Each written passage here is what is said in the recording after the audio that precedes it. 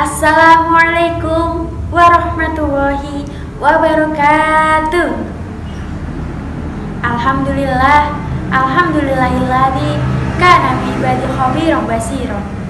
Tabarakalladzi ja'ala fis sama'i burujan wa ja'ala fiha sirajan wa qamaran munira.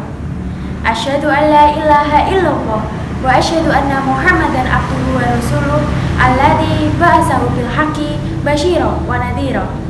Allahumma sholli ala sayyidina Muhammad wa ala alihi wa sahbihi wa sallama taslima katsira. Amma ba'du. Puji syukur kehadirat Allah Subhanahu wa taala yang telah memberikan rahmat serta nikmatnya sehingga kita masih dalam keadaan sehat walafiat.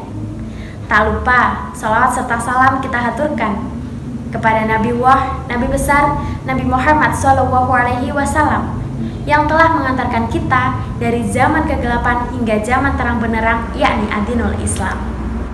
Teman-temanku yang berbahagia, kali ini kita masuk dalam bulan yang mana banyak sekali agenda untuk halal bihalal, dari yang memaafkan sampai meminta maaf. Mungkin bisa aja halal bihalal dengan keluarga besar, dengan teman sekolah, teman kuliah, atau bahkan di lingkungan masyarakat.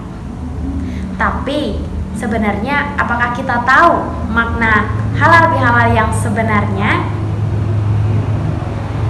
Teman-temanku yang berbahagia, halal diambil dari bahasa Arab.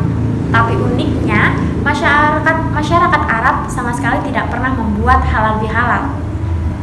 Kata halal mungkin sering sekali kita jumpai, bahkan dalam botol minuman, dalam kemasan kaleng makanan, semuanya ada halal yang diberikan oleh lembaga MUI. Bahkan mungkin anak kecil saja paham bahwa halal berarti sesuatu yang diperbolehkan. Tapi sebenarnya dalam kamus halal ini ada 3 artinya. Yang pertama, mengurai benang yang kusut. Hingga tertulis dalam doa Nabi Musa alaihissalam, wahlul uhdatan min lisani, lepaskanlah ikatan dari lidahku. Mungkin teman-teman pernah menjumpai atau bahkan pernah merasakan ketika kita berbicara di depan umum sedikit terbata-bata. Yang kedua, mencairkan yang beku. Dan yang ketiga, menyambung yang putus. Jadi pada intinya, halal bihalal ini melepas sesuatu yang selama ini dalam 1 tahun mengikat. Jadi yang tadinya mungkin sedikit renggang, dari halal bihalal kembali untuk merapat. Teman-temanku yang dirahmati Allah, halal bihalal ini sama seperti sebuah tali, yang mana ada yang diikat dan ada yang menyimpul. Sama seperti manusia, ada yang meminta maaf, ada yang memberi maaf. Sebenarnya susah yang mana? Dua-duanya termasuk hal yang susah. Tapi kita bisa mencontoh dari Nabi Muhammad SAW tentang ringannya memberi maaf ketika kita ikhlas. Kali ini saya ingin bercerita perjalanan Nabi Muhammad ketika memberi maaf, karena ternyata memberi maaf itu jauh lebih gampang. Bahkan ketika kita sudah memberi maaf, tidak perlu ada yang meminta maaf lagi. Dahulu Nabi Muhammad SAW ketika berdakwah di kampung Taif, jangankan disambut, jangankan dengan ucapan tola albatru dan lain-lain. Tidak, teman-teman. Justru dilecehkan, dilemparkan batu, dilemparkan tulang, dan lain-lain. Hingga pelipis dari Nabi Muhammad berdarah. Beliau tidak kuat dengan apa yang dihadapinya. Hingga pada akhirnya beliau bersembunyi di sebuah gua yang paling dekat. Dan beliau berdoa dan mengadu kepada Allah Subhanahu wa taala.